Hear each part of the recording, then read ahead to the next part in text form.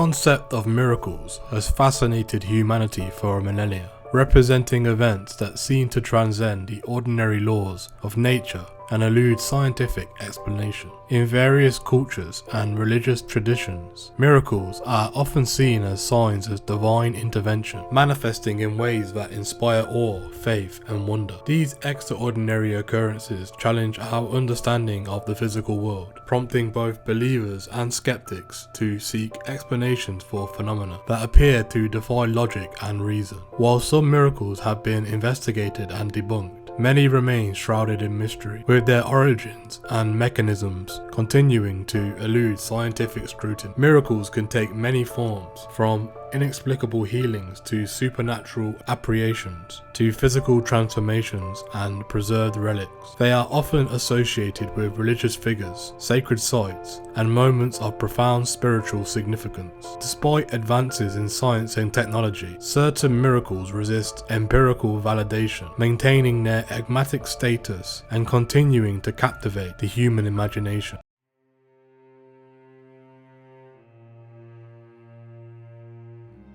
The miracle of the sun is one of the most famous and well-documented miracles of the 20th century, captivating both the faithful and skeptics alike. This extraordinary event took place on October 13th, 1917, in a small village of Fatima, Portugal, and was witnessed by a crowd estimated to be between 30,000 and 100,000 people, including journalists and skeptics. The phenomenon occurred following a series of apparitions of the Virgin Mary to three young shepherd children, Lucia de Santos and her cousin Francisco and Jacinta Mato. Starting in May 1917, the children reported seeing a radiant lady who identified herself as Lady of the Rosary. She appeared to them on the 13th of each month for 6 consecutive months, delivering messages of repentance, prayer, and devotion. The lady promised a miracle in October to prove the authenticity of her apparitions. On the appointed day, a large crowd gathered at the Cova da Ira, the site of the apparitions. Despite heavy rain, witnesses described seeing the sun break through the clouds at noon. The sun then appeared to spin, change colours, and move erratically in the sky, casting multicolored lights across the landscape. Some accounts claim that the sun appeared to zigzag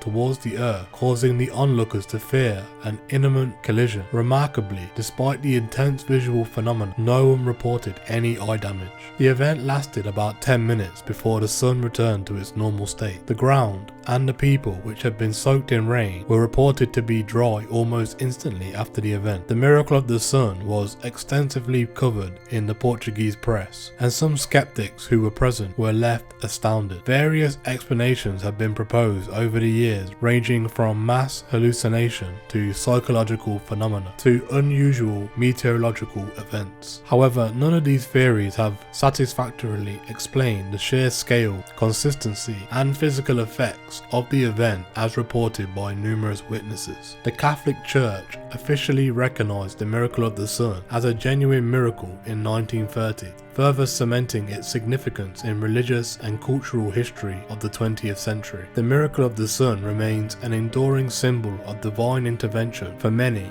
and a profound mystery for those seeking scientific explanation. It continues to attract pilgrims to Fatima, a major site of Catholic devotion, where millions of the faithful come to honor the Virgin Mary and reflect on the miraculous events that took place over a century ago.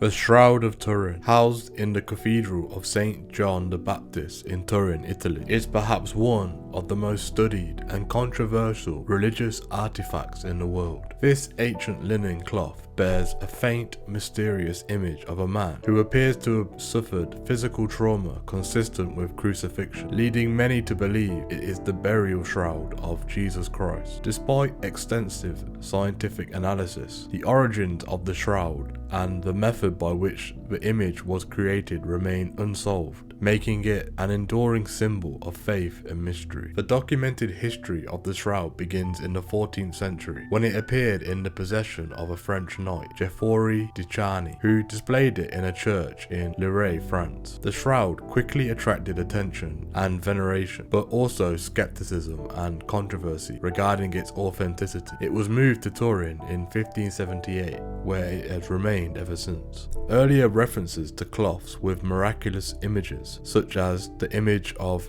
Edessa or of Magdalena, have led some to speculate that the Shroud of Turin could be the same relic under different names, thus pushing the origins back to early Christianity. However, these connections were speculative and lack definitive evidence.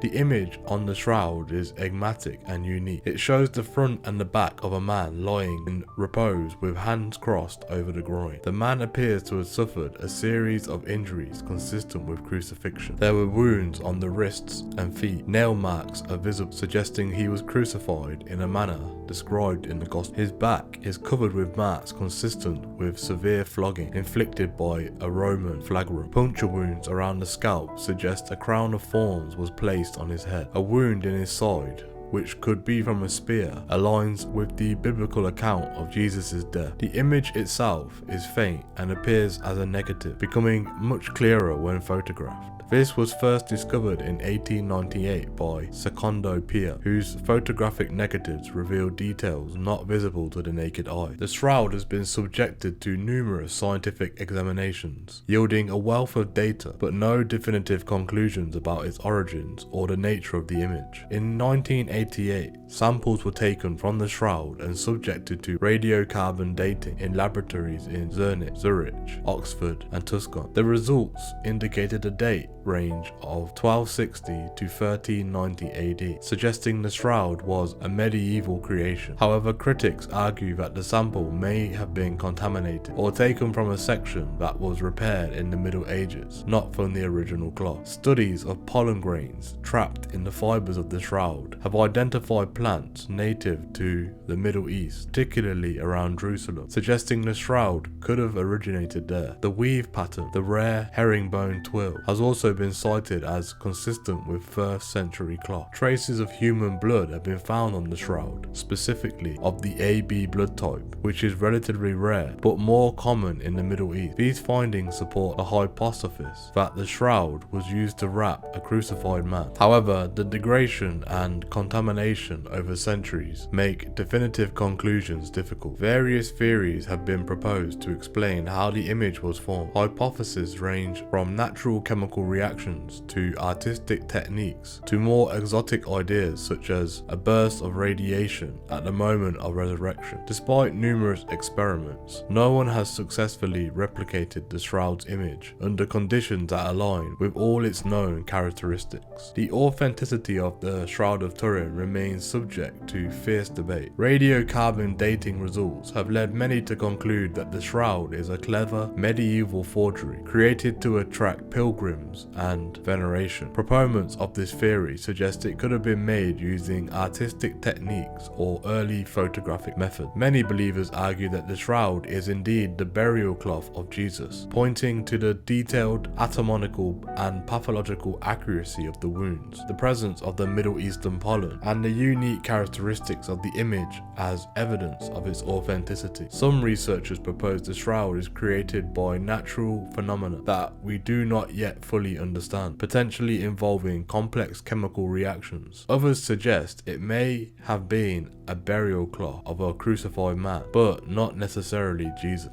Regardless of its origins, the Shroud of Turin holds immense religious and cultural significance. For many Christians, it is a tangible connection to the Passion of Christ, a powerful symbol of faith, suffering, and redemption. It has inspired countless works of art, literature, and devotion. The Catholic Church has not officially declared the shroud to be an authentic burial cloth of Jesus, but it encourages veneration of the shroud as an icon of Christ's suffering. Popes have visited and prayed before the shroud, reinforcing its importance to the Catholic tradition. Periodic expeditions of the shroud attract millions of pilgrims to the Turin, where they come to pray, reflect, and seek spiritual solace. The shroud's enduring mystery continues to captivate the imagination, making it a profound subject of contemplation for both believers and skeptics alike. Its study, straddling the realms of faith and science, remains one of the most compelling ongoing quests for understanding in the modern era.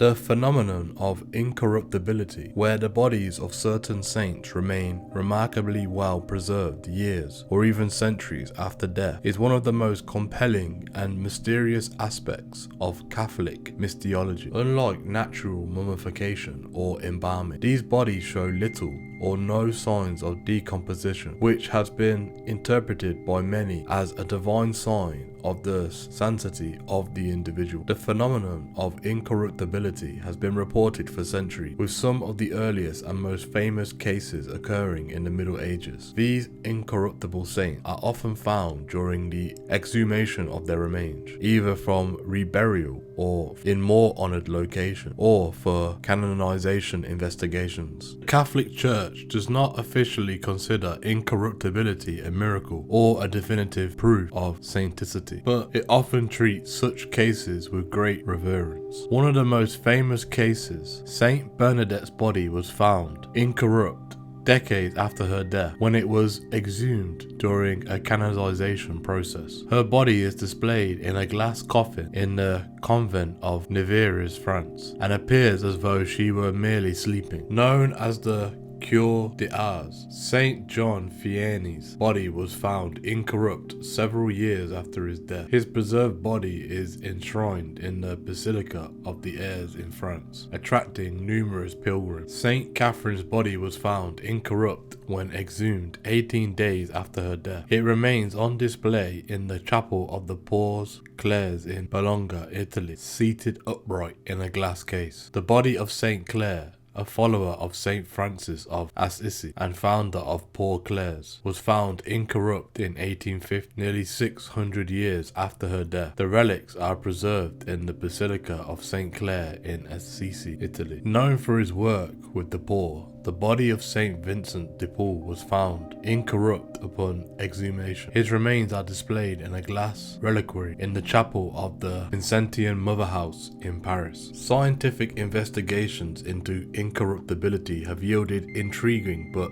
inconclusive results. Studies have shown that the preservation of these bodies cannot be fully explained by environmental factors such as the dryness of a burial site or the presence of naturally preservative chemicals. In some cases, bodies were often buried in ordinary conditions with no apparent reason for their state of preservation. Natural mummification occurs under specific environmental conditions that prevent decay, such as extreme dryness, cold, or salinity. In contrast, incorruptible bodies often do not fit these criteria and show a different form of preservation, often with supple skin and a lifelike appearance. Research into the microbial activity in incorruptible bodies has not provided clear answers. While some scientists suggest that the lack of bacteria or specific conditions that inhibit microbial growth could play a role, these factors do not fully account for the phenomenon. For many believers, the incorruptibility of the saints is a sign of divine intervention and a testament to the holiness of the individual. These bodies are often venerated as relics, and their preservation is seen as a sign of God's favour. The Catholic Church views incorruptibility as a phenomenon worthy of its respect and reverence, but does not officially declare it to be miraculous. Skeptics argue that the preservation of these bodies could be due to unknown natural processes or accidental preservation methods. They point out that in some cases, partial embalming or environmental factors may have contributed to the preservation, though these explanations do not cover all instances. The incorruptible bodies of the saints remain one of the most intriguing and unexplained phenomena within religious and scientific community. Whether viewed as a divine sign or an enigmatic natural occurrence, these bodies continue to inspire faith and curiosity, drawing pilgrims and researchers alike to explore the mysteries of incorruptibility.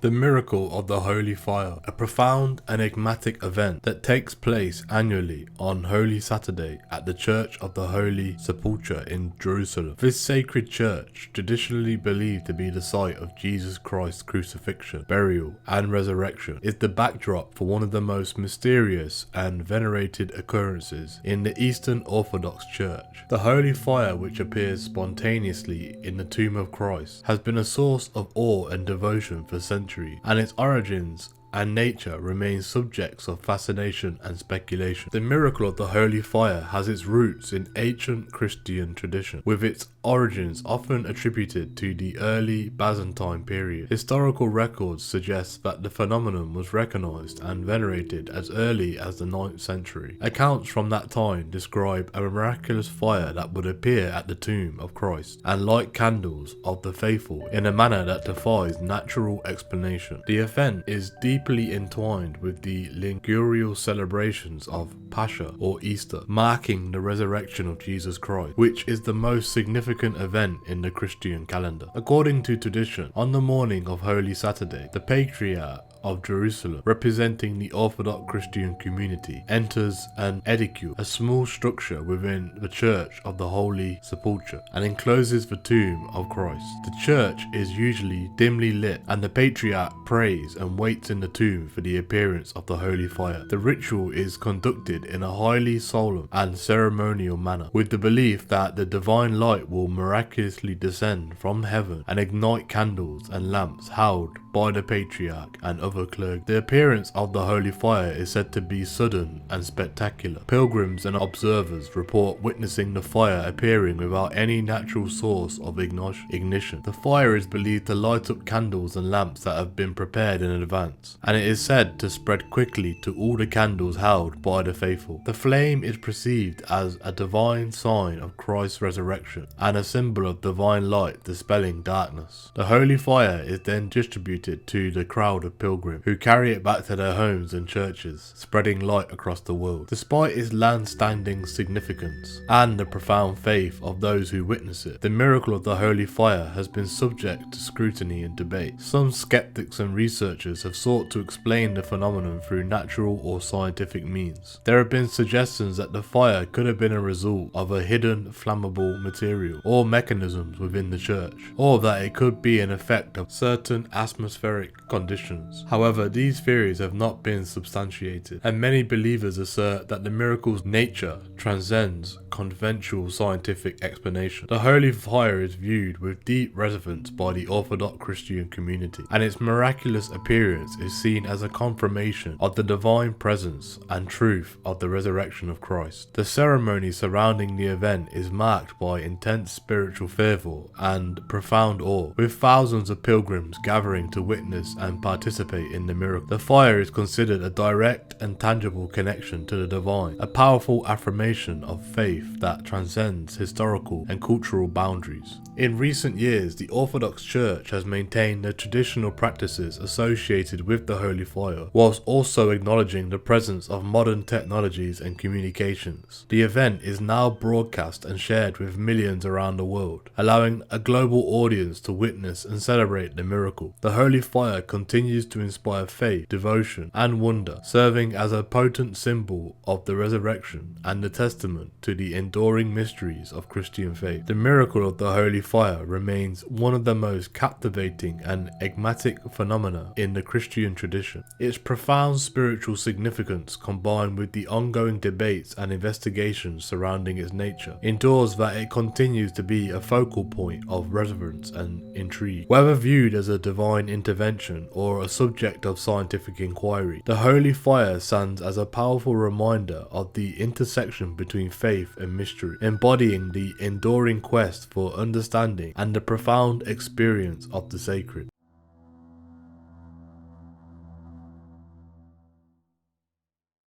Apparitions at Kibeho represent one of the most significant and recent episodes of Marian apparitions in the Catholic Church, taking place in the small village of Kibeho located in Rwanda. These apparitions have been the subject of intense scrutiny and veneration, particularly due to their prophetic messages and the dramatic historical events that followed. The apparitions began in 1981 when a group of young people reported visions of the Virgin Mary, who identified herself as Nyina wa Jambo, or Mother of the World. The initial apparitions were experienced by a student named Alphonsine Mumurki, who later reported seeing the Virgin Mary while praying in her classroom.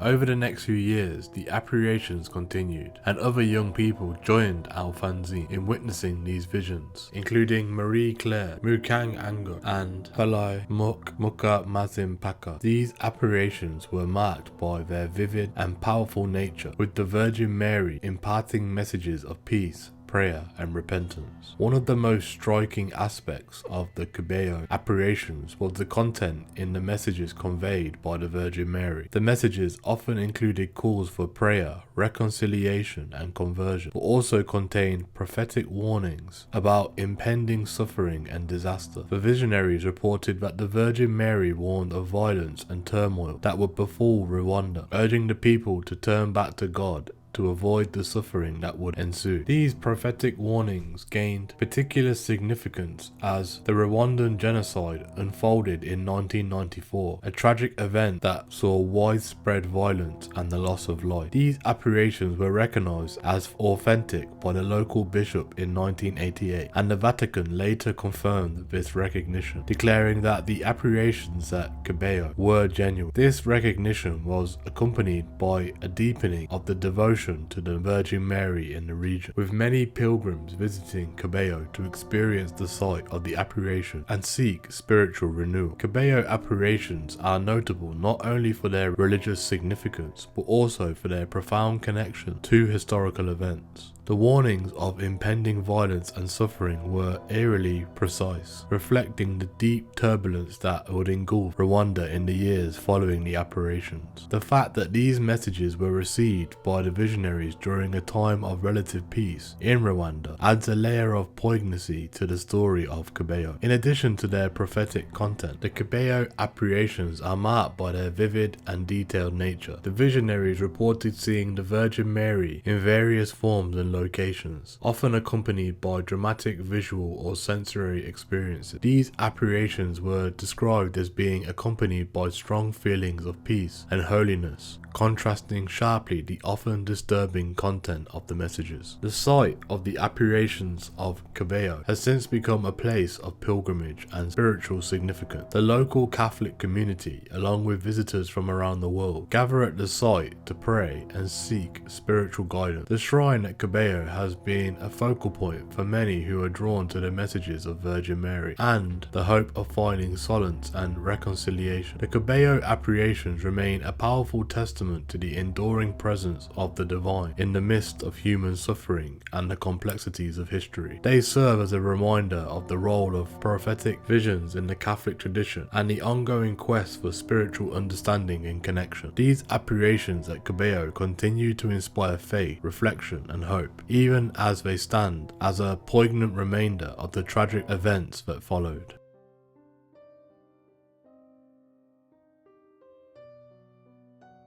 The miracle of the Missionary Cross is a compelling and lesser known event that took place in Colombia in 1986, demonstrating what many believe to be a profound instance of divine protection and intervention. This miracle centers around a crucifix and a missionary, and it offers a remarkable narrative of faith and survival against the overwhelming odds. In the tumultuous landscape of Colombia during the mid-1980s, the country was embroiled in a series of conflicts involving guerrilla groups, drug cartels, and government forces. The violence and instability of the period posed significant risks to individuals, particularly those who ventured into remote or conflict-ridden areas. It was against this backdrop of danger and unrest that the miracle of the Missionary Cross occurred. Father Alfonso Maria de la Cruz, a Catholic missionary known for his dedication to serving impoverished communities, was actively involved in pastoral work in one of the most volatile regions of Colombia. His mission was to bring spiritual support, aid, and hope to people who were caught in the crossfire of political and criminal violence. Despite the constant threat to his life, Father Alfonso's commitment to his mission remained unwavering. One fateful day in 1986, while travelling through a particularly dangerous area, Father Alfonso and a small group of companions were ambushed by a guerrilla group. The attackers, armed and ruthless, sought to seize control of the area and intimidate the local population. As the guerrillas approached, it became clear that Father Alfonso and his group were in grave danger. In the face of imminent violence, Father Alfonso clutched a crucifix, a symbol of his unwavering faith and commitment to his mission. The crucifix, a simple but powerful representation of Christ's sacrifice, was an integral part of his spiritual life and work.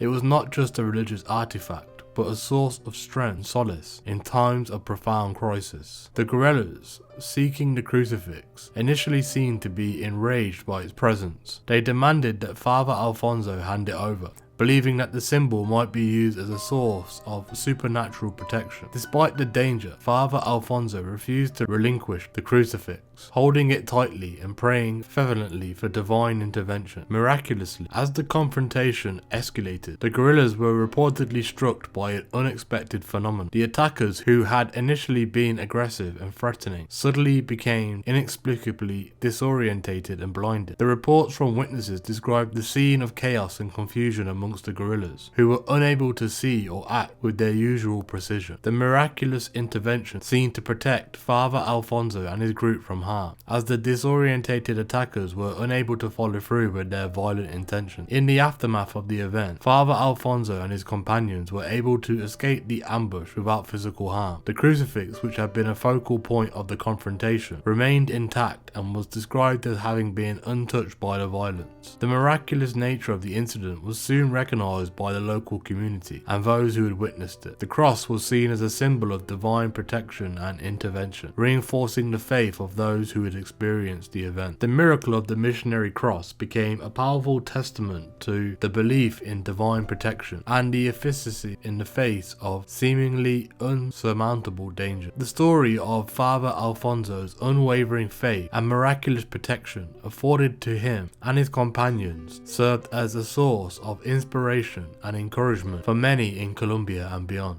The crucifix, now revered as a sacred relic, continues to be a symbol of hope and divine intervention for those who knew of its significance. The account of the miracle of the Missionary Cross highlights the complex interplay between faith, danger, and divine intervention. It underscores the profound impact that religious symbols and spiritual beliefs can have in the times of crisis, offering a narrative of hope and protection that resonates deeply with those who believe in the power of the divine. The miracle remains a poignant example of how faith can manifest in extraordinary ways, providing protection and comfort in the midst of peril and uncertainty.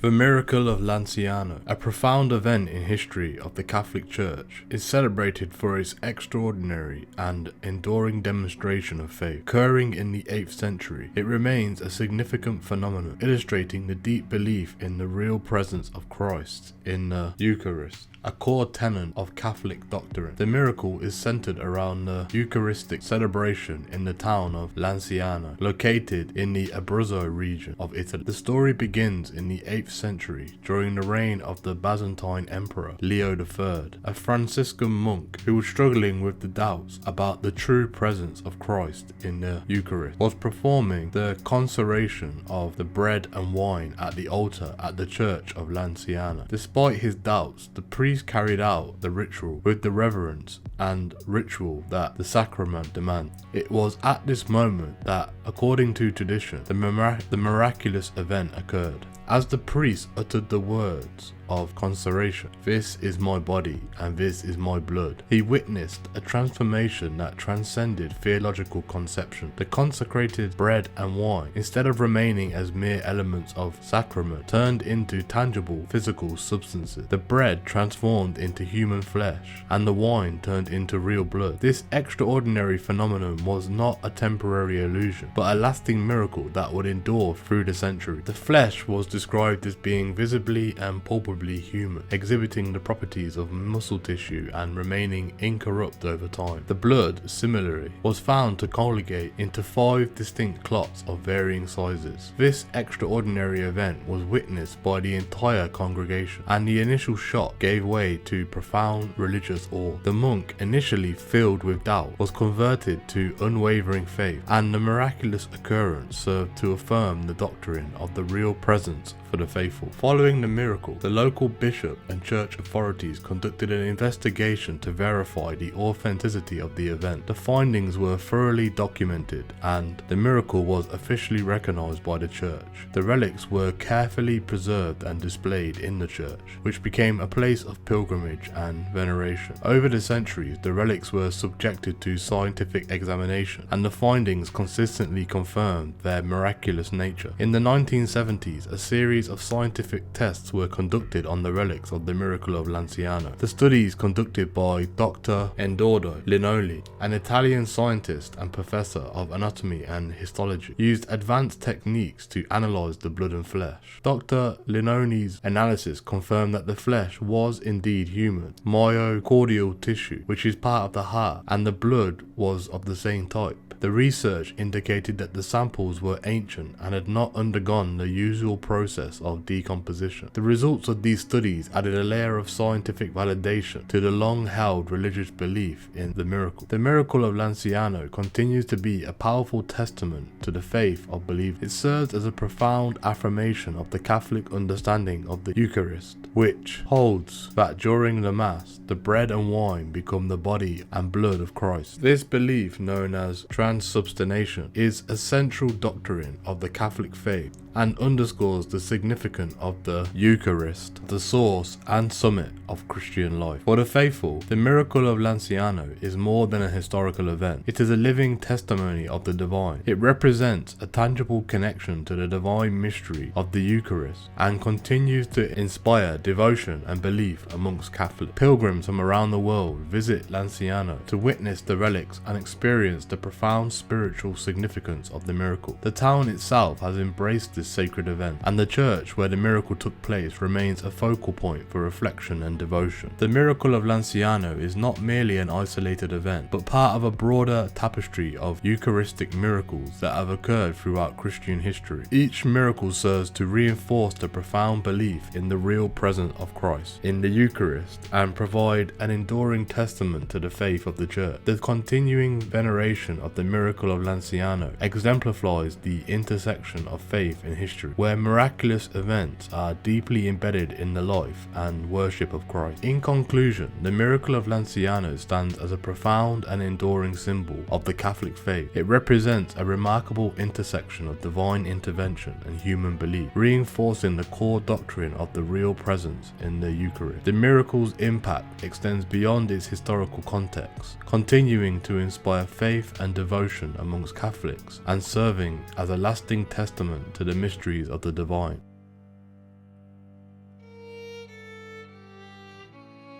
The Miracle of San Gennaro, also known as the liquefaction of the blood of Saint January, is a remarkable and enduring phenomenon that has captivated the faithful and intrigued skeptics for centuries. This miraculous event occurs in Naples, Italy, and centers around a vial of what is believed to be the dried blood of Saint January, the city's patron saint. The miracle is said to happen 3 times a year: on September the 19th, the saint's feast day, on the Saturday before the first Sunday in May, commemorating the relocation of his relics, and on December the 16th, the anniversary of Naples being spared from the eruption of Mount Vesuvius in 1631. Saint Januarius, known as San Gennaro in Italy, was a bishop of Benevento who lived during the late 3rd and early 4th century. He is venerated as a martyr in both Catholic and Eastern Orthodox churches. According to tradition, Januarius is persecuted for his Christian faith under the Roman Emperor Diocletian. He was eventually beheaded around 305 AD. Legend has it that a devout woman collected some of his blood in a vial during his martyrdom, and this relic has been preserved ever since. The earliest records of the blood's liquefaction date back to 1389, although it is believed that the phenomenon may have been observed earlier. During the designated dates, a silver bust of Saint Januarius containing a vial of blood is displayed in Naples Cathedral di San Gennaro. The faithful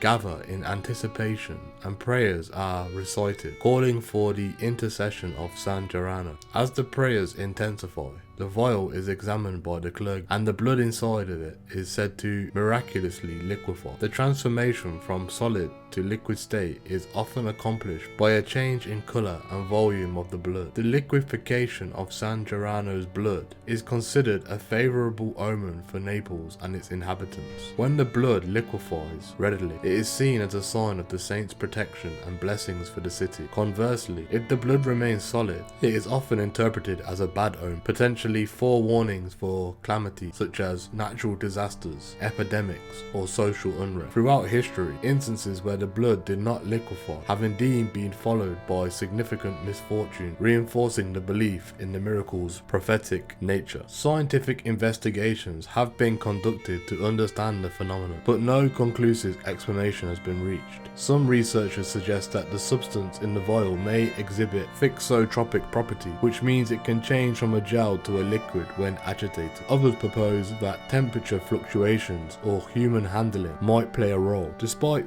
various hypotheses, the exact cause of the liquefaction remains a mystery, leaving room for faith and belief to flourish. The Miracle of San Gennaro holds deep cultural and religious significance for the peoples of Naples. It is a focal point of their religious calendar and is celebrated with favour and devotion. The processions, prayers, and celebrations surrounding the miracle foster a sense of community and continuity, connecting modern Neapolitans with their historical and spiritual heritage. Over the years, the Miracle of San Gennaro has attracted attention beyond Naples, drawing pilgrims, tourists, and curious observers from around the world. The event has been documented and reported by various media, contributing to its enduring legacy. While some view it with skepticism, many others regard it as a tangible expression of divine intervention and a testament to the enduring power of faith. The significance of the Miracle of San Gennaro extends beyond its religious context. It symbolizes hope, continuity, and resilience for the people of Naples, in a city that has faced numerous challenges, including natural disasters, economic hardships, and social upheaval. The miracle serves as a reminder of the strength and unity of Neapolitan community. It embodies a sense of collective identity and shared belief, reinforcing the bond between the citizens and their patron saint. In recent years, the Miracle of San Gennaro has continued to inspire both devotion and debate. As modernity and tradition intersect, the miracle stands as a bridge between the past and the present, inviting contemplation and reverence. Whether viewed through the lens of the faith or inquiry, the liquefaction of San Gennaro's blood remains an extraordinary and compelling phenomenon, a symbol of enduring wonder and mystery. The Miracle of San Gennaro is a profound and multifaceted event that resonates deeply with the people of Naples and beyond. Its occurrence, steeped in history and faith, underscores the enduring power of belief and the human quest for meaning. As it continues to be celebrated and scrutinized, the miracle remains as a testament to the rich tapestry of religious and cultural traditions that defines Naples, highlighting the enduring interplay between faith, science, and the mysteries that lie beyond human understanding.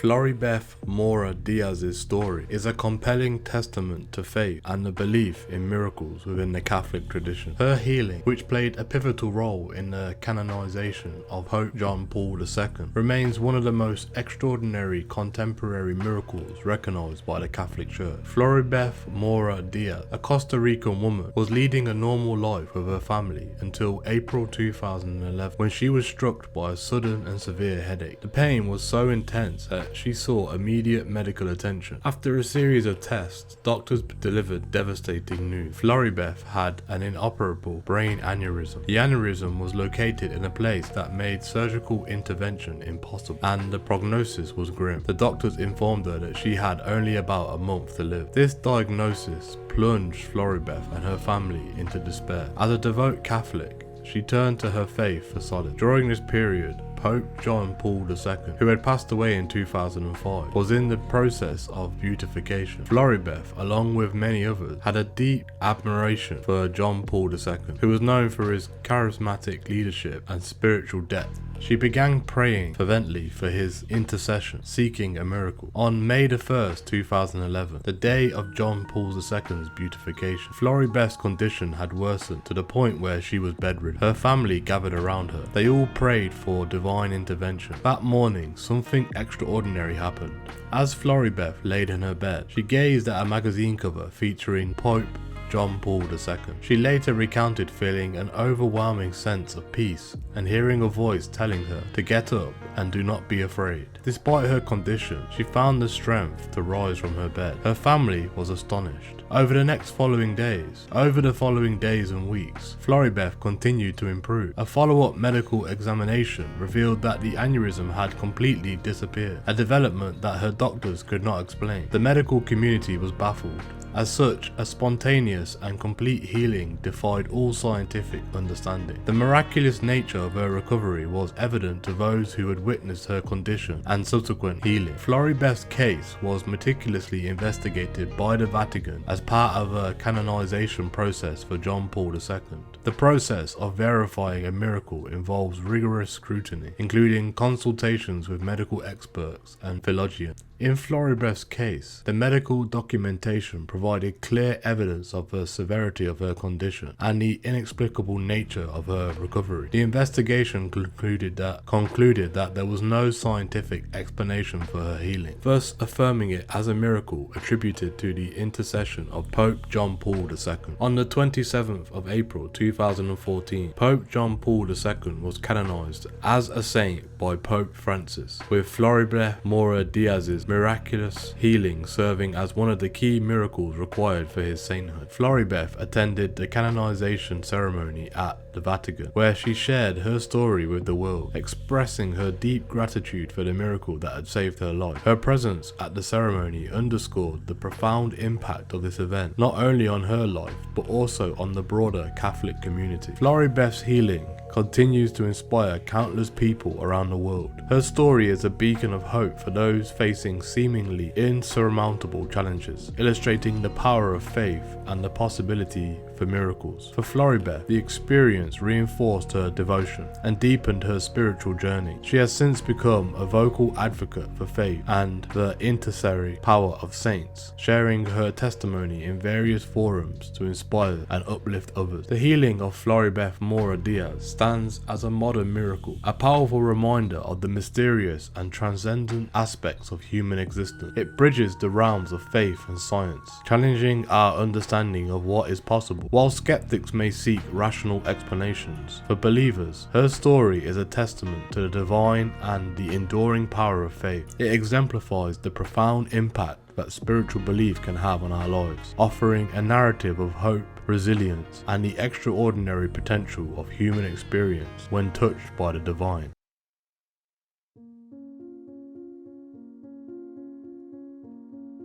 Mother Teresa is one of the most venerated figures in recent history, known for her selfless work with the poor and sick in Kolkata, India. Her life and works led to her canonization as a saint by the Catholic Church. 2 miracles attributed to her intercession were central to this process. These miracles were rigorously investigated and authenticated by the Vatican, leading to her beatification and subsequent canonization. The first miracle attributed to Mother Teresa involved the healing of Monica Becerra, a tribal woman from West Bengal, India. In 1998, Monica Becerra was suffering from a large, painful abdominal tumor that caused her significant distress and deliberation. Despite numerous medical consultations and treatments, her condition showed no signs of improvement. The tumor was so large that it made daily activities nearly impossible and threatened her life. On the 5th of September 1998, the first anniversary of Mother Teresa's death, Monica Becerra was admitted to the Ministries of Charity's home in Kolkata, where she received care and comfort from the nuns. It was here that a miraculous event occurred. According to Miss Becerra, the nuns placed a medallion bearing the image of Mother Teresa on her abdomen and prayed for her healing. That night, Miss Becerra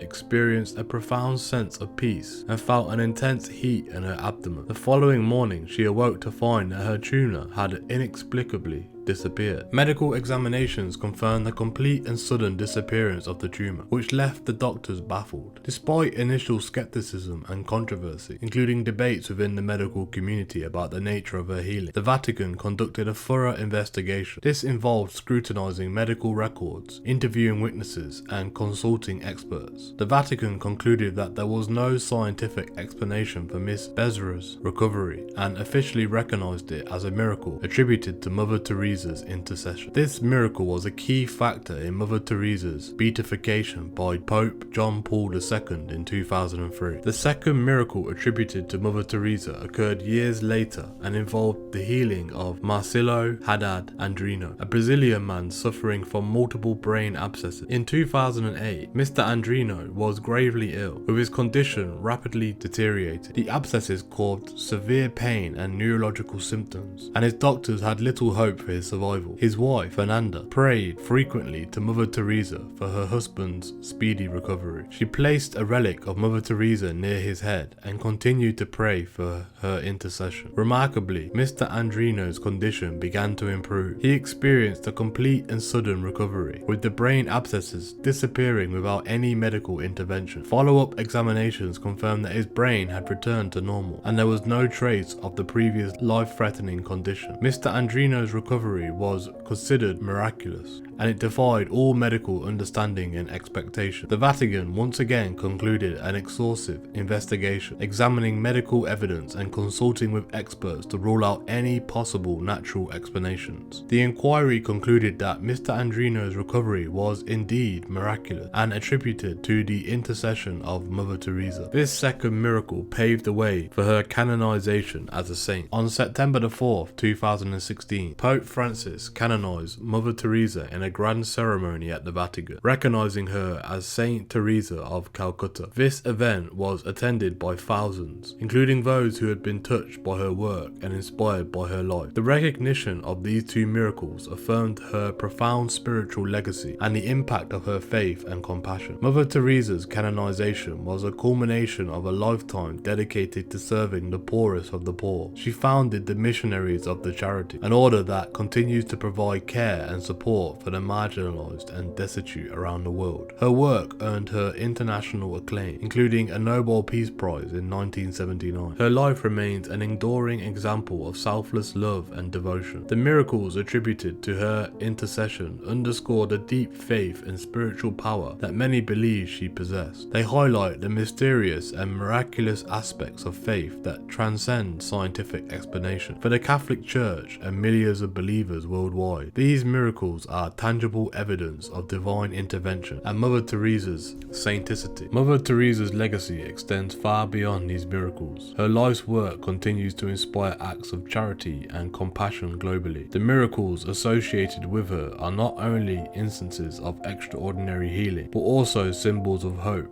faith, and transformative power of love. They serve as a testament to her enduring spiritual presence and the profound impact of her life dedicated to serving humanity.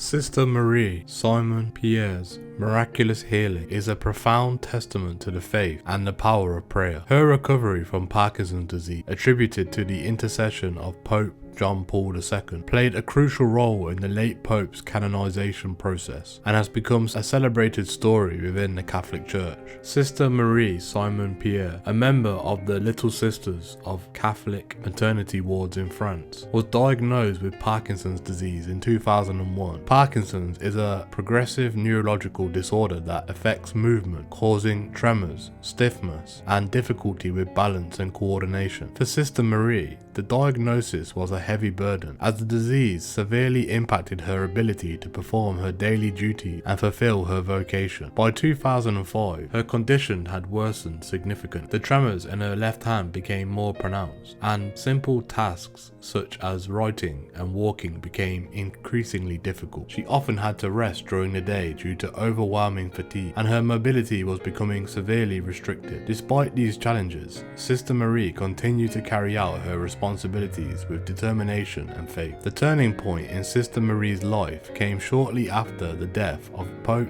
John Paul II in April 2005. The world mourned the loss of the beloved spiritual leader, and many Catholics began praying for his intercession, hoping for miracles that would affirm his sainticity. Sister Marie and her community were among those who prayed frequently to John Paul II, seeking his help in her battle against Parkinson's disease. On the 2nd of June 2005, Sister Marie's condition was particularly dire. She struggled through her day, relying heavily on others for assistance. That night, after evening prayers, she felt an overwhelming urge to write the name of John Paul II. Despite her tremors and the difficulties in controlling her hand, she managed to scrawl his name on a piece of paper. She later described a feeling of profound sense of peace and a mysterious inner strength during this act. The following morning, Sister Marie awoke feeling noticeably different. She realized that her stiffness in her muscles had lessened, and the tremors in her hand had significantly subsided. Astonished, she went about her morning routine, noticing a remarkable improvement in her ability to move and perform tasks that had been just impossible to do the day before. She felt rejuvenated and energized, a stark contrast to the constant fatigue she had been experiencing. Medical examinations soon confirmed what Sister Marie and her community already believed to be true. Her symptoms of Parkinson's had inexplicably vanished. Her neurologist, Dr. Stefan, was astounded by the sudden, complete remission of her symptoms, as such an occurrence is virtually unheard of in the medical field. Parkinson's disease is known to be incurable and typically progressive over time, making her recovery medically inexplicable. The news of Sister Marie's healing spread quickly, and it was brought to the attention of the Vatican. Given the significance of her recovery and the context of prayers to John Paul II, the Church initiated a thorough investigation to determine whether it could be classified as a miracle. The process involved rigorous scrutiny, including consultations with medical experts who examined her medical records and condition both before and after the event. 2010, after 5 years of investigations, the Vatican officially recognized Sister Marie Simon-Pierre's healing as a miracle attributed to intercession of Pope John Paul II. This recognition was pivotal in the process of beatification, which is a crucial step towards sainthood. The Church acknowledged there was no scientific explanation for her sudden recovery, reinforcing the belief that it was a divine intervention. Sister Marie's story is not only contributed to the beatification of John Paul II, but also his eventual canonization as a saint in 2014. Her healing stands as a powerful example of the potential for miraculous events in the context of faith and prayer. For many, it serves as a reminder of the profound impact that spiritual intercession can have on human lives, offering hope and inspiration for those facing seemingly unsurmountable challenges. Since her healing, Sister Marie-Pierre has continued to serve her community, sharing her testimony and her incredible journey that she experienced. Her story resonates deeply within the Catholic faith, illustrating the enduring legacy of Pope John Paul II and the mysterious and miraculous ways in which faith can manifest the world.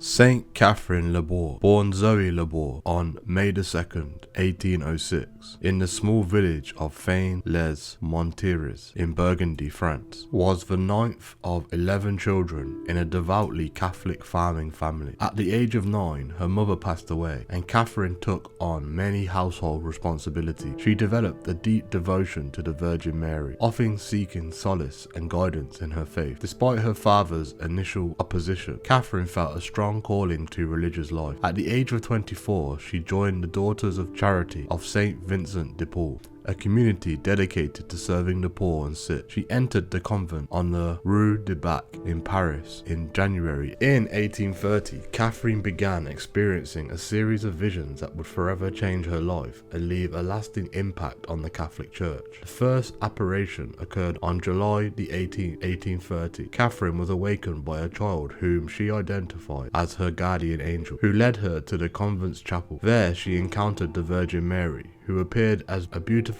serene woman seated on an altar. Mary spoke to Catherine, revealing that she would be given a special mission and that she would encounter many difficulties, but she should not be afraid. The Virgin Mary also shared with her a prophecy about the future of France and the world, including impending times of great trouble and strife. The most significant apparition took place on November the 27th, 1830, during evening prayers at the convent chapel. Catherine saw the Virgin Mary standing on a globe, with rays of light streaming from her outstretched hand. The rays, Mary explained, represent the graces she bestowed upon those who asked for them. Around the figure of Mary was an inscription: "O Mary, conceived without sin, pray for us who have recourse to thee." In this vision, Mary instructed Catherine to have a medal struck based on this image. On the reverse side of the medal, Mary explained, should feature a large letter M surmounted by a cross with a sacred heart of Jesus and Mary below it, surrounded by 12 stars. Catherine shared these visions with her spiritual director, Father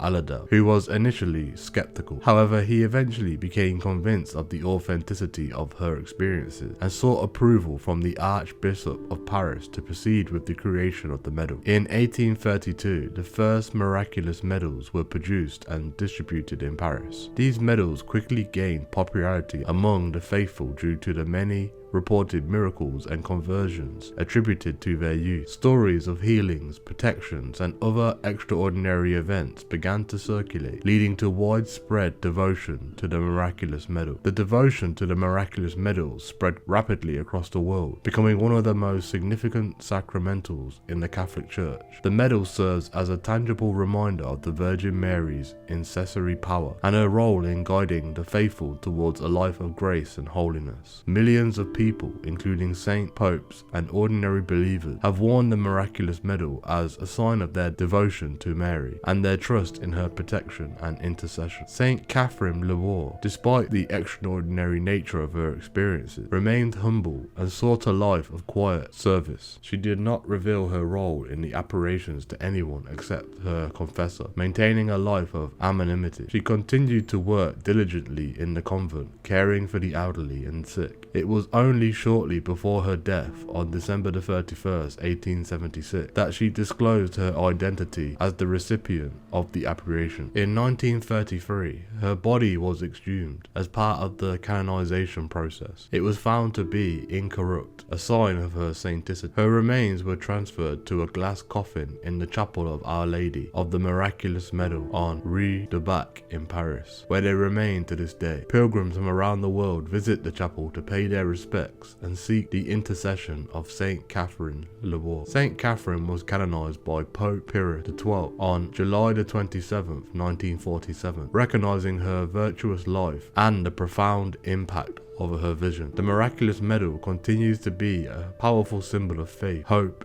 and maternal care of the Virgin Mary. It encourages the faithful to seek Mary's intercession and to live lives of devotion and grace. The story of Saint Catherine Labouré and the miraculous medal remains a testament to the enduring power of faith and the miraculous ways in which the divine can touch and transform human lives.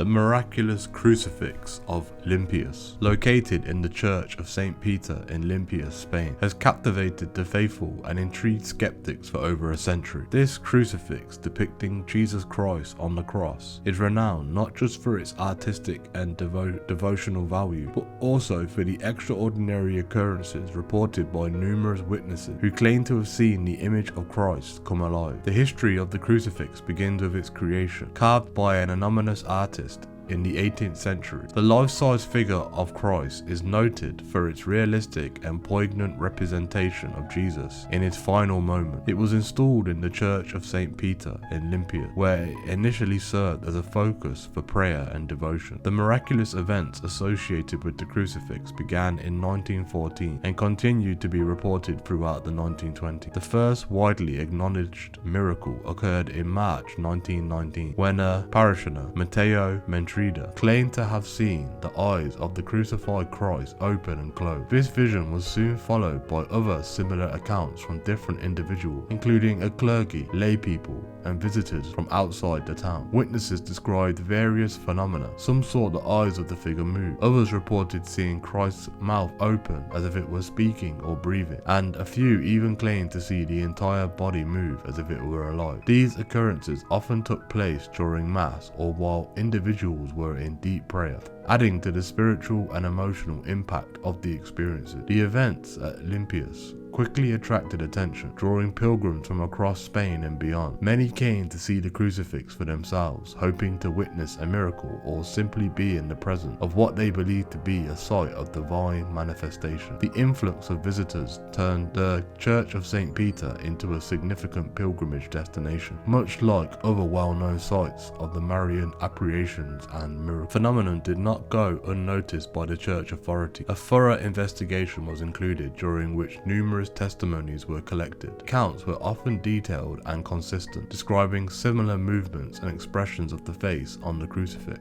These investigations included statements from reputable individuals, including medical doctors and clergy, who vouched for the authenticities of their experiences. One of the most compelling testimonies came from Father Jose Maria Galarrega, a Jesuit priest who initially approached the reports with skepticism. During a mass in front of the crucifix, he witnessed the eyes of the figure move and its expression change. His detailed and sincere account added significant weight to the claims of the miraculous nature of the crucifix. In addition to these visional phenomena, many pilgrims reported experiencing profound spiritual renewals, physical healings, and conversions after visiting the crucifix. These transformations were often attributed to the divine presence they felt while praying before the figure. The Church has always approached such claims with caution, emphasizing the importance of discernment and verification. While the miraculous nature of the events of Limpias have not been officially proclaimed as dogma of faith, the local clergy and many believers maintain a strong conviction about the divine origin of these occurrences. The Church continues to encourage devotion to the crucifix, recognizing the deep spiritual impact it has had on countless lives. Today, the crucifix of Limpias remains a powerful symbol of faith and a focal point of devotion. Pilgrims still visit the Church of St. Peter, drawn by the legacy of the miracles and the hope of experiencing a connection with the divine. The story of the miraculous crucifix serves as a reminder of the mystery of faith and the ways in which the sacred can manifest in the material world, inspiring believers to deepen their devotion and trust in the miraculous.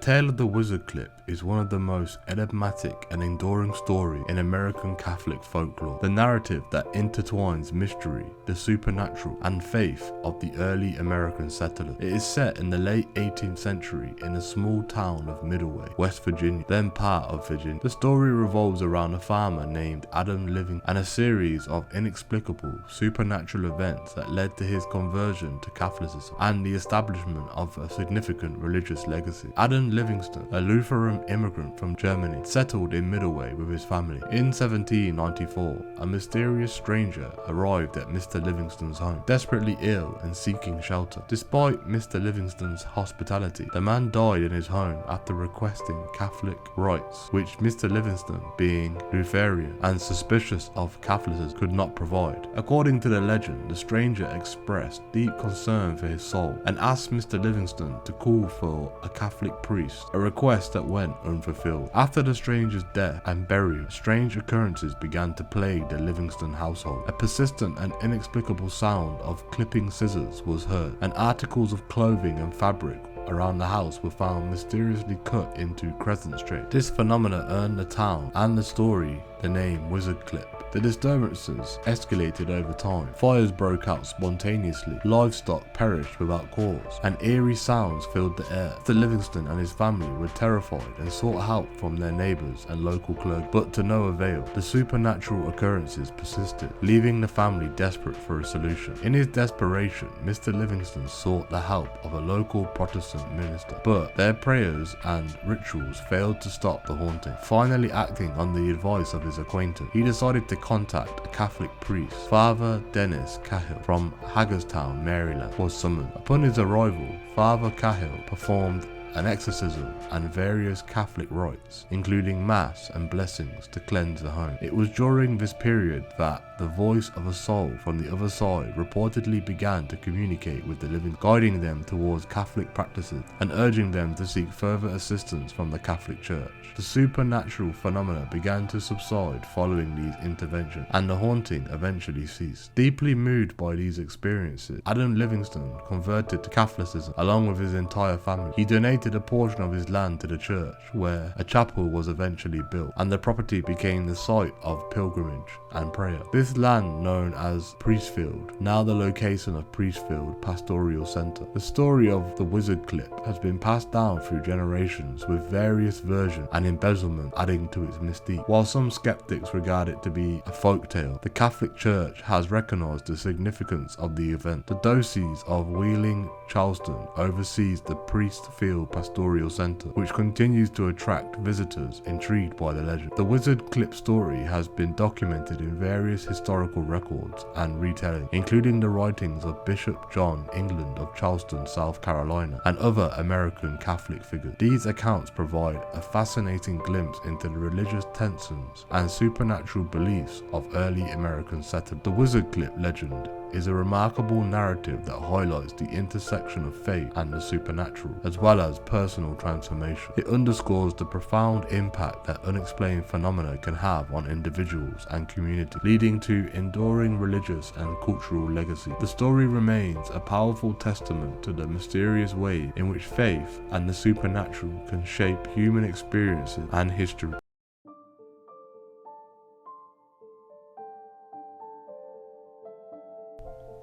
Saint Gemma Galgani, often referred to as the Gem of Christ, is a celebrated figure in the Catholic Church, known for her deep spirituality,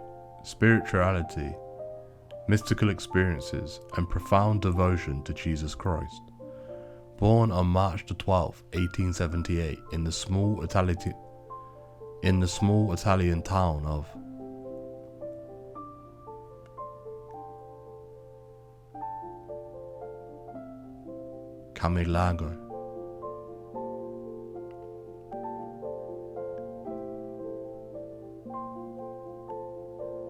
Camigliano, near Lucca.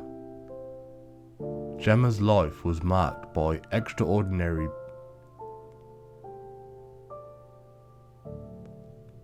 piety and suffering, which she embraced with unwavering faith and love for God. From a young age, Gemma displayed an intense spirituality. Her mother died when she was 7, and her father passed away when she was 19, leaving her an orphan. Despite these early tragedies, Gemma's faith only deepened.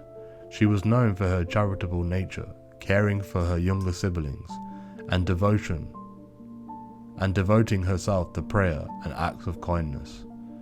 Gemma's mystical experiences began to manifest more prominently in her early 20s. She experienced visions of Jesus, the Virgin Mary, and her guardian angel. These visions were not just passive experiences. Gemma often engaged in profound conversions with these celestial beings. Her biographers note that she received the stigmata, the wounds of Christ, on the 8th of June 1899. This phenomenon, which she experienced weekly from Thursday evening to Friday afternoon, was accompanied by intense physical and spiritual suffering, mirroring the Passion of Christ. Despite her mystical experiences, Gemma remained deeply humble and obedient to her spiritual directors. She documented her visions and experiences in her diaries, which provide a rich insight into her spiritual life. These writings reveal her intense love for Jesus and her desire to suffer for the salvation of souls, aligning her own sufferings with those of Christ. Gemma's health, however, was frail.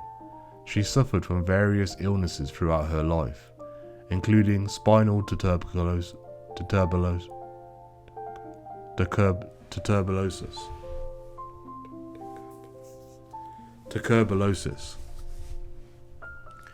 Despite her physical ailments, she continued to live a life of deep prayer and sacrifice. Her final illness struck in early 1903, and she bore the suffering with remarkable fortitude. Gemma passed away on the 11th of April 1903 at the age of 25. After her death, the fame of Gemma's sanctity spread rapidly. Numerous miracles and graces were attributed to her intercession. Her canonization process began in 1917, and she was beatified by Pope Pius XI in 1993. Pope Pius XI canonized her as a saint on May 2, 1940, recognizing her as a model of Christian virtue and a powerful intercessor. Saint Gemma Galgani is often depicted in religious art with a stigmata and holding a crucifix, symbolizing her deep connection with the Passion of Christ. She is a patron saint of students, pharmacists, and those suffering from back pain and spinal injuries. Her legacy continues to inspire many around the world. The sanctuary dedicated to her in Lucca, Italy, attracts thousands of pilgrims every year. Saint Gemma's life and writings remain a testament to the power of faith, love, and sacrifice, embodying the essence of what it means to be a true gem of Christ.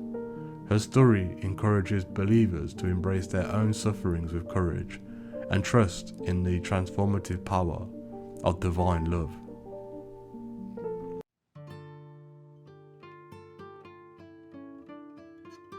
Saint Paul of the Cross, born in Palo Francesco d'Ane on the 3rd of January 1964 in Novara, Italy, was the founder of the Passionist order and is revered for his deep spirituality and remarkable supernatural gifts. Throughout his life, he exhibited various mystical phenomena that were a testament to his profound connection with the divine and his intense devotion to the Passion of Jesus Christ. One of the most notable supernatural gifts of Saint Paul of the Cross was the stigmata, the physical manifestation of Christ's wounds on his own body. While there are varying accounts regarding the visibility of his stigmata, it is widely believed that he bore these marks invisibly, experiencing the pain and suffering associated with Christ's crucifixion without the wounds being outwardly visible. This intense mystical experience reflected his deep identification with the Passion of Christ, a central theme in his spirituality. In addition to the stigmata, Saint Paul of the Cross was known for his gift of prophecy. He accurately foretold future events and provided spiritual guidance that demonstrated a profound understanding of God's will. This prophetic ability was often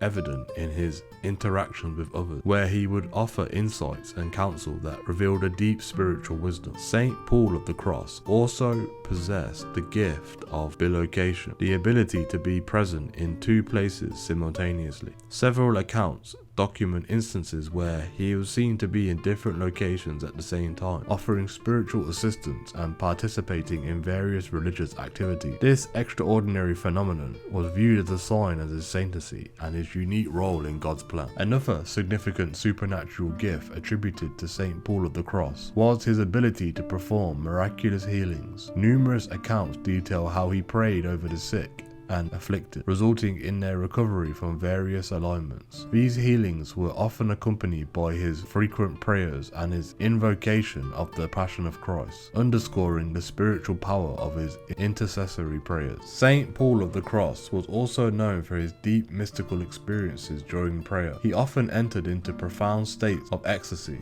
where he would be completely absorbed by the presence of God. During these moments, he experienced visions and revelations that deepened his understanding of the divine mysteries and fortified his spiritual mission. His gift of discernment was another remarkable supernatural ability. He had an extraordinary capacity to read hearts and understand the spiritual state of individuals who came to him for guidance. This gift allowed him to offer precise and impactful spiritual direction, helping many souls to grow in holiness and deepen their relationship with God. The life of Saint Paul of the Cross was marked by an unwavering dedication to the Passion of Christ, which he considered the most powerful means of union in God. He founded the Passionist Order in 1720 with the mission of promoting devotion to the Passion of Jesus and supporting the spiritual renewal of the Church. His order emphasized prayer, penance, and preaching about the sufferings of Christ, aiming to inspire deeper conversions of heart. Saint Paul of the Cross's supernatural gifts were integral to his ministry and his influence of the Church. His life works continue to inspire the faithful, emphasizing the transformative power of meditating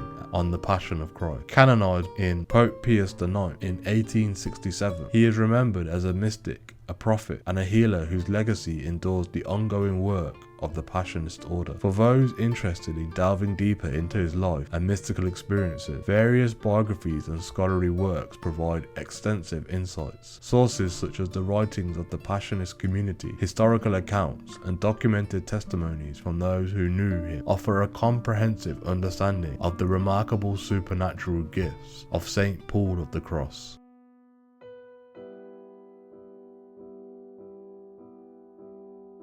Sister Magdalena of the Cross is one of the most intriguing and controversial figures in the history of Catholic mysticism. Born in 1487 in Cordoba, Spain, she joined the convent of Franciscan nuns and quickly gained a reputation for her piety and extraordinary spiritual experiences. However, her life took a dramatic turn when it was discovered that many of her mystical phenomena were deceitful and her path to sainthood was marred by scandal. Sister Magdalena claimed to have experienced mystical phenomena from a young age. She was said to have had visions, performed miracles, and received many stigmata. Her apparent sanctity and spiritual gifts drew admiration from many, including ecclesiastical authorities. People believed that she had a direct line to the divine, and she was often consulted for her supposed prophetic insights. One of her most famous claims was that she had made a pact with the devil at the age of 5. According to her later confession, she entered into this pact to gain fame and admiration. As part of the pact, she was promised the ability to perform miraculous feats and to deceive many people. She maintained this deception for decades, all while living in convent and being revered as a living saint. Over the years, numerous reports of her miraculous activities spread far and wide. She was believed to have levitated, bilocated, and even to have foreseen future events. Her fame grew and she became a well-known figure not only in Spain but also across Europe. However, alongside the admiration, there were always skeptics who doubted the authenticities of her experiences. The turning point in Sister Magdalena's life came in 1543 when she fell gravely ill. Believing she was near death, she confessed to the fraudulent nature of her mystical phenomena and her pact with the devil. This confession sent shockwaves through the religious community. The church initiated a thorough investigation into the claims and her life. During the investigation, it was revealed that many of the miracles attributed to her were in fact fabricated. Her confession included detailed accounts of how she had deceived her fellow nuns, the clergy, and the faithful. She admitted that her stigmata were self-inflicted wounds and that she had used various tricks to create the appearance of miraculous events. The church's response to Sister Magdalena's confession was severe. She was subjected to a rigorous penitential regime and was isolated from the other nuns in her convent. Despite her fall from grace, she expressed genuine remorse for her actions and spent her remaining years of her life in penance and prayer. She died in 1560, having lived the final years years of her life in relative obscurity compared to her earlier fame. Sister Magdalena of the Cross's story serves as a cautionary tale about the dangers of deceit and the complexities of spiritual phenomena. It highlights the Church's role in discerning true mystical experiences from false ones, and the importance of humility and integrity in the pursuit of spiritual greatness. Her life, marked by both extraordinary claims and profound deception, remains a fascinating chapter in the history of mysticism and religious experience.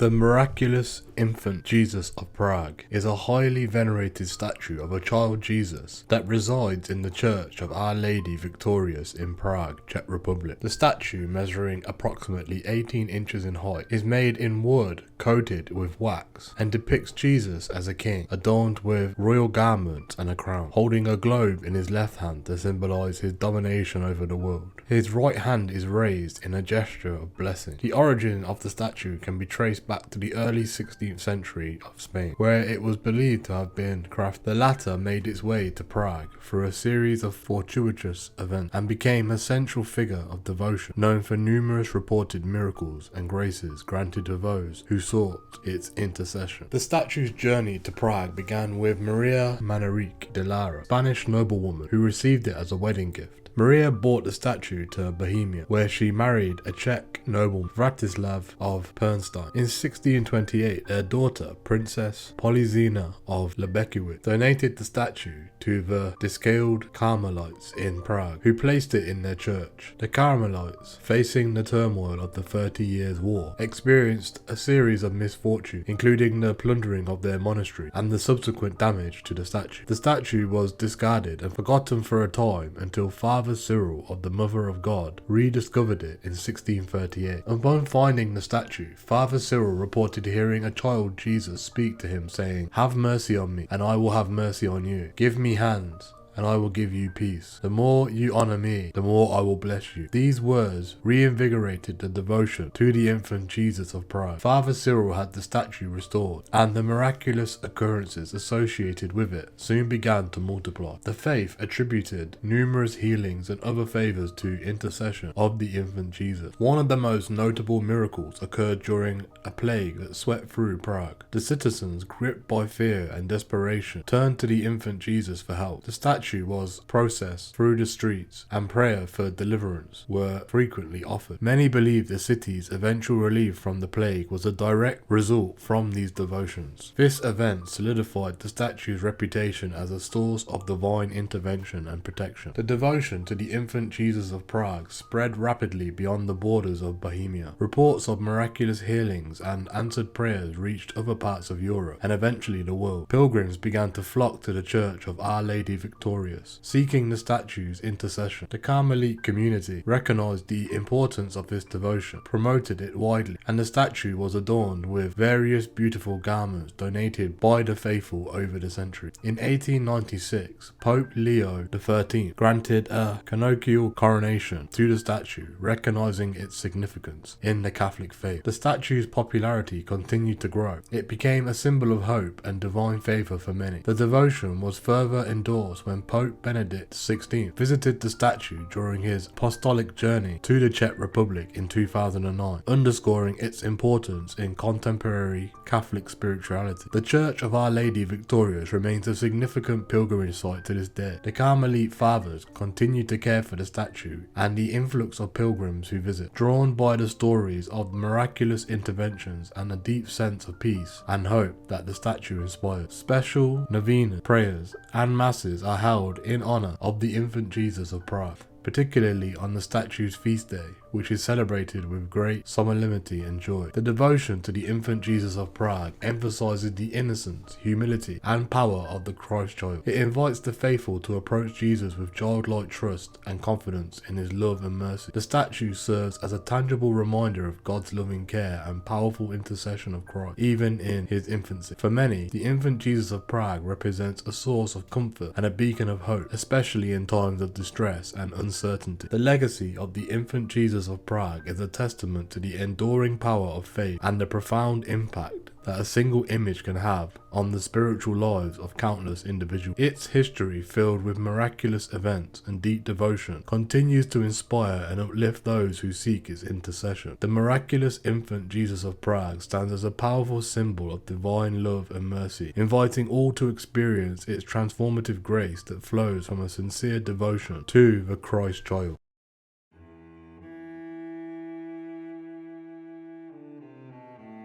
Throughout history, several saints have been credited with performing extraordinary miracles. One of the miracles that intrigue many people are the accounts of saints who are able to raise the dead. These accounts often serve to underscore their sainticity and divine favor. Here are some notable examples. Saint Peter, one of Jesus' apostles, is renowned for raising Tabitha, Dorcas, from the dead. According to the Acts of the Apostles, Acts 9:36-42, Tabitha was a beloved disciple known for her good works and acts of charity. When she fell ill and died, the believers in Joppa sent for Peter. Upon arriving, Peter prayed over her body and said, "Tabitha, get up." She opened her eyes and sat up. The news of this miracle spread throughout Joppa, leading many to believe in the Lord. Saint Paul, another prominent apostle, is credited with raising Eutychus from the dead. In Acts 27-12, while Paul was preaching in the Taurus, a young man named Eutychus fell asleep and tumbled from a third-story window. He was picked up but dead. When Paul went down and embraced him, he said, "Do not be alarmed, for his life is in him." Eutychus was restored to life, and Paul continued to speak until the morning. Saint Francis of Pola, the founder of the Order of Minims, was known for numerous miracles, including raising the dead. One notable account involves a man named John Scorbuto. John had died, and his family had asked Francis for help. After praying